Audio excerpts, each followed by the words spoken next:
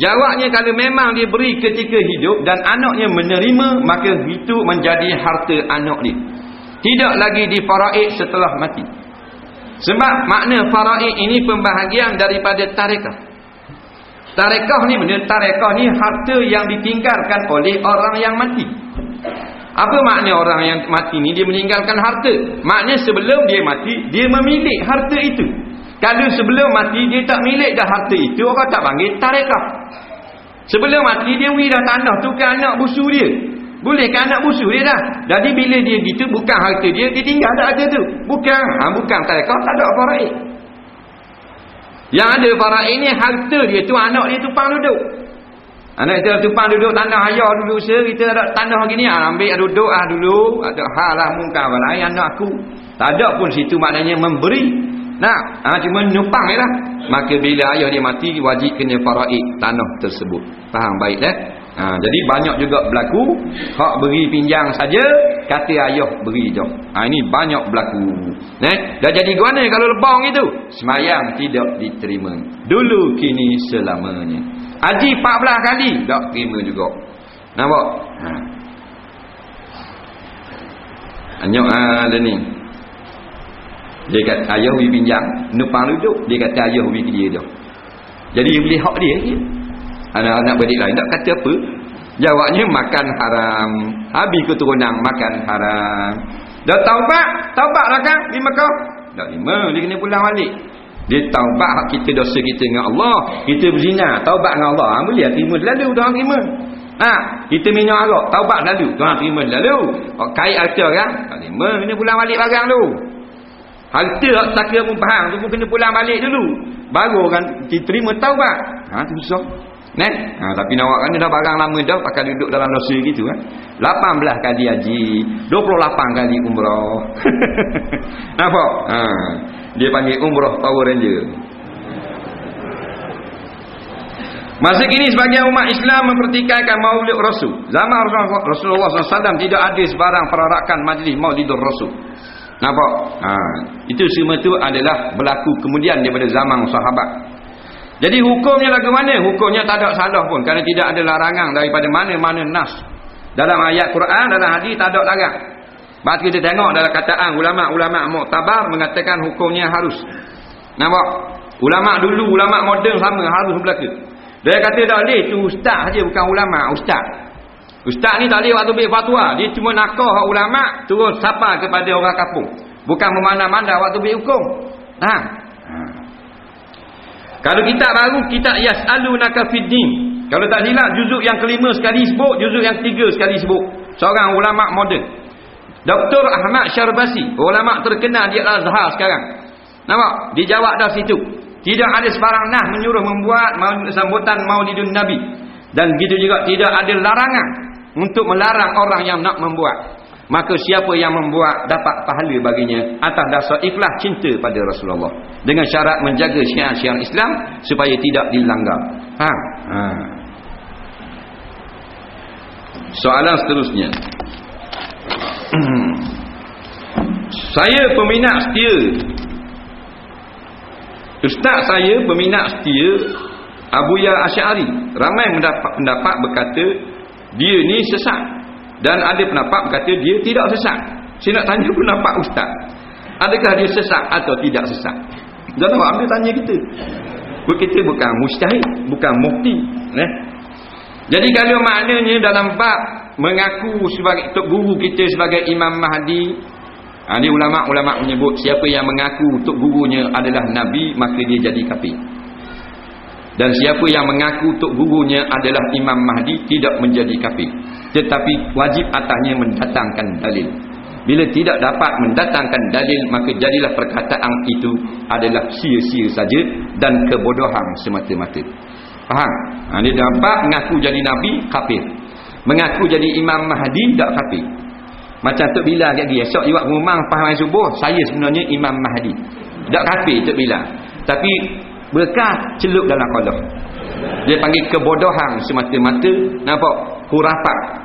Jadi buat mari dalih lah kalau kita mengaku kita tok guru kita. Sebenarnya ulama larang, tak usah dah. Imam Mahdi sebut dalam hadis sahih, pasti akan muncul membimbing umat Islam dalam suatu ramalan umat Islam, hanya satu pemimpin, namanya Imam Mahdi. Dan kita wajib percaya kalau sebut dalam hadis yang sahih, tetapi jangan kita duk aku tok guru kita ke orang ni tak payah. Bukan tugas kita.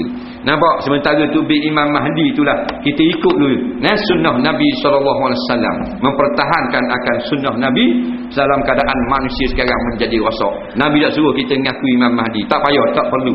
Tak mengaku wali dah apa, tak payah. Ini buang masa belaka. Kalau kita wali sungguh, selamat kita.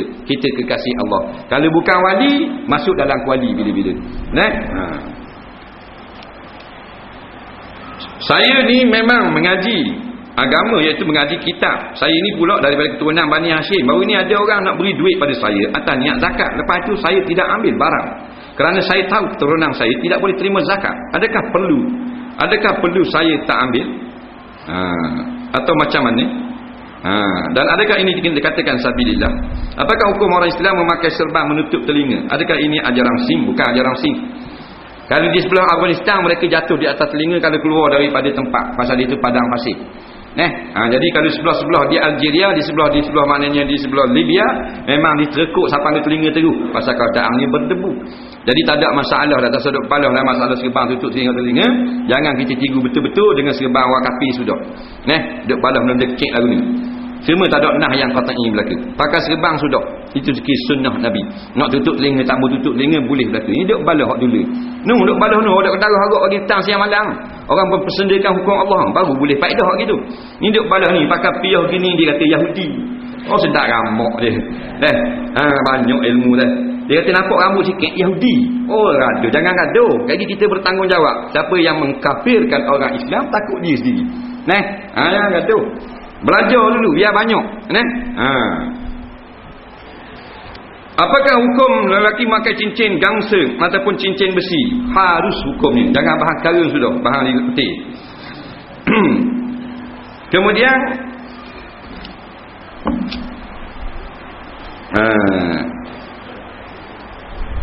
adakah hukum bila kita semayang dalam rakaat tahiyat awal, kita duduk dalam punggung kita tak duduk macam di atas lantai macam tahiyat awal?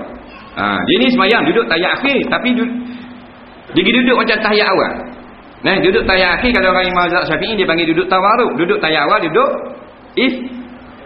iftitah, iftirash. Nampak? Jawabnya duduk guna-guna pun boleh berlaku.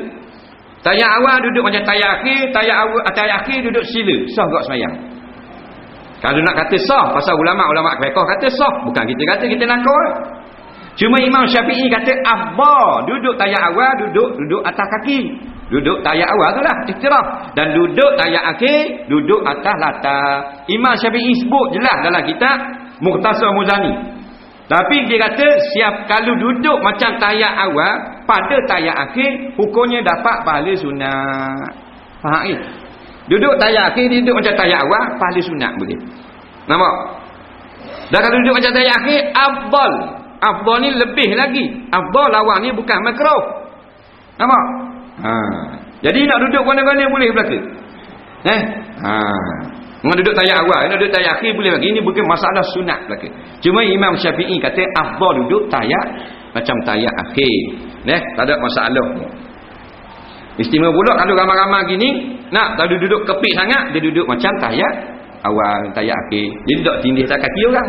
Yang ada orang ramai duduk kepik-kepik, yang duduk sanggai juga. Kawan tu kaki baru masuk hari ni. Tak dengan tok-tok muding, beratnya jiri. Nampak tak? Dah boleh masuk semula lepas tu. Jadi kalau ramai rapat-rapat sangat duduk macam tahiyat awal. Soalan 3 minit ni. Soalan terakhir. Insya-Allah sedang. Tadi tak jawab lagi. Dia kata dia ni keturunan Bani Hashim.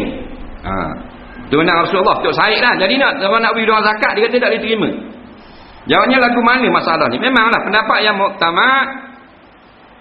Keturunan Tok Said Rasulullah ini tidak menerima zakat. Tidak menerima zakat. Kalau nak menerima zakat juga ada kaul Imam Ustukhri, seorang ulama yang muktabar juga dalam mazhab Syafi'i. Nampak? Dengan syarat Bani Hashim atau Tok Said ini tidak menerima khumusul khumus. Ataupun Baitul Mal. Jadi kalau sudah menerima khumusul khumus, maka tidak boleh ditaklid kepada kaul Imam Ustukhri untuk menerima zakat fitrah atas nama Bani Hashim.